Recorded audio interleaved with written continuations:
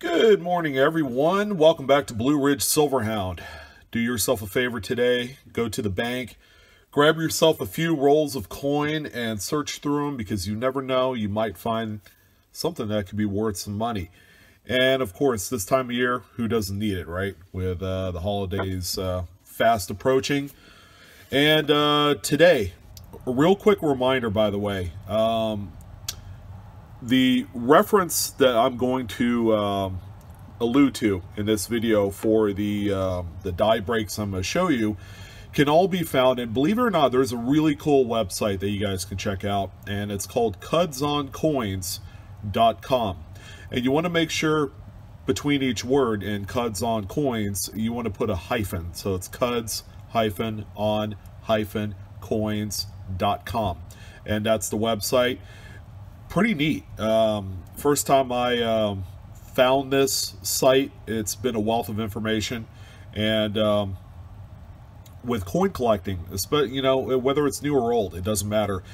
There's a lot of coins that, you know, we come across like a die break or a crack. You're like, oh, you know, I wonder if it's worth any money. Check out that website. And if you find a new discovery, you could get it attributed under your name, which is kind of cool. Kind of makes you famous. But anyways, today we're going to talk about a couple coins I discovered out of the wheat cent bag that I felt like, you know, could warrant some pretty neat discussion. The first coin right here is a 52S,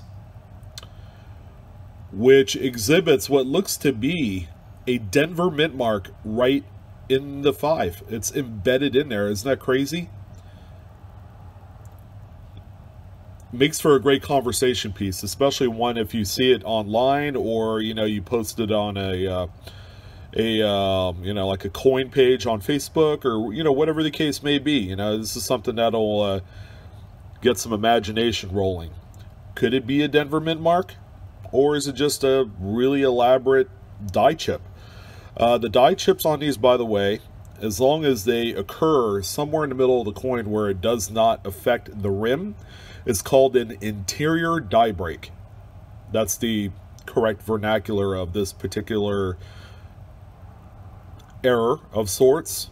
All right, so that's what that one looks like. And again, leave it up to the imagination.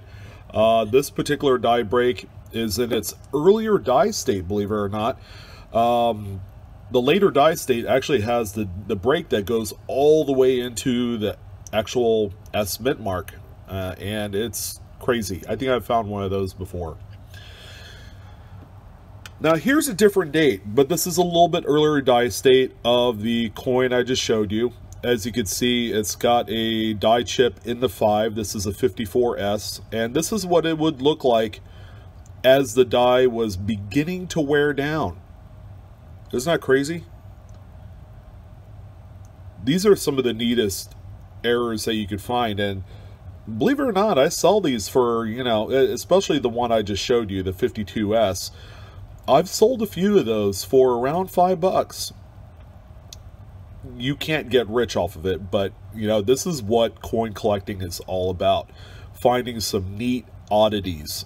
Some coins that you won't traditionally find anywhere else. And, you know, it really doesn't, you know, you go to the bank, get a few rolls of pennies, and you could easily find neat stuff like this.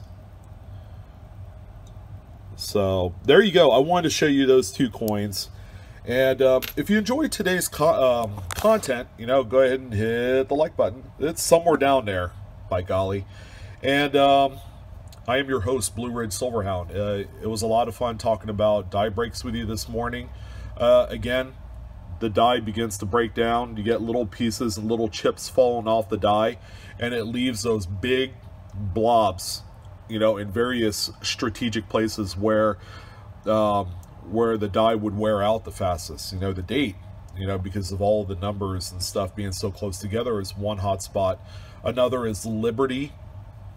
That's why we get the BIE errors, the die breaks, so to speak. And, you know, in the hair, in Lincoln's hair, you get huge, big old, what looks to be a piece of the skull, just kind of like, you know, just hanging out there. That's another example of an interior die break. So I appreciate you guys again. Love you guys. You guys take care. Keep the search going strong, and I shall see you guys next time. Take care.